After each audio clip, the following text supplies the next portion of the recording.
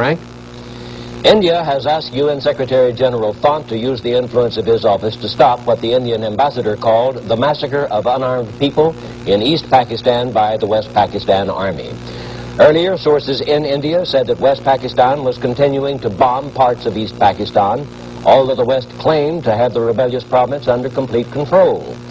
And official sources say the Indian government has learned that the rebel leader of the eastern province, Sheikh Mujibur Rahman, is free and is not imprisoned as claimed by the West.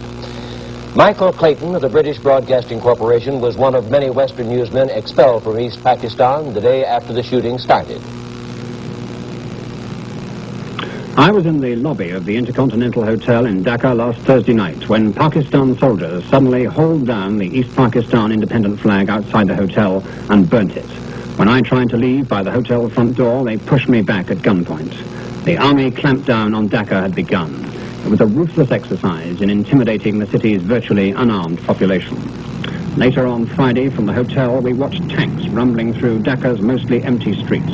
Occasionally, a few warning shots were fired to keep people indoors. There'd been very little resistance by East Pakistan independence volunteers. An ordeal by fire was the next phase in the army's plan to quell Dhaka's resistance to the central government. Huge fires were started, including the students' hostel and some of the most crowded housing areas. Wrecked cars marked the spot where during the night I'd seen troops demand surrender from local people. Then they fired into the alley and burnt down a pro-independence newspaper office.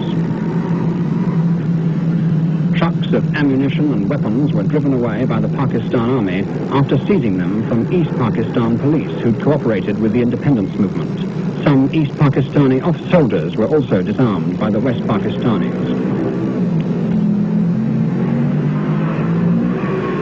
The army broadcast curfew warnings and wrenched down independence flags from Dhaka's shops and houses. There were tough penalties for showing the flag after that.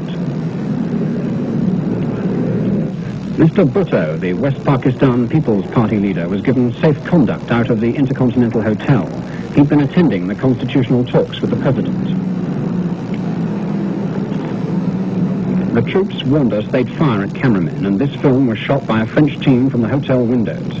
It's the only film to escape the rigorous searching by the military authority when we were expelled. The president's ambition, he says, is still to transfer power from his army to the people. But that goal seemed remote as the army ruthlessly established its control and inevitably bred still more resentment among the Pakistani community. Even when the curfew was lifted, the troops were to prevent gatherings of more than 5 people for the next 3 days at least. They clearly relished their role as the masters of East Pakistan. One can't estimate the number of dead so far in East Pakistan, but it would be impossible to fire guns for several hours in Dhaka and to set on fire so many buildings without causing considerable casualties. It's a desperately overcrowded community of people mainly living in shanty houses. The prospect of real resistance by the East Pakistanis is much better outside the towns, and if they organize an effective guerrilla force in the country, the East Pakistanis could, in the long run, still make it impossible for West Pakistan successfully to continue its domination from its power base 1,000 miles away. Michael Clayton, BBC News, reporting. Senator Stuart Symington said today the United States should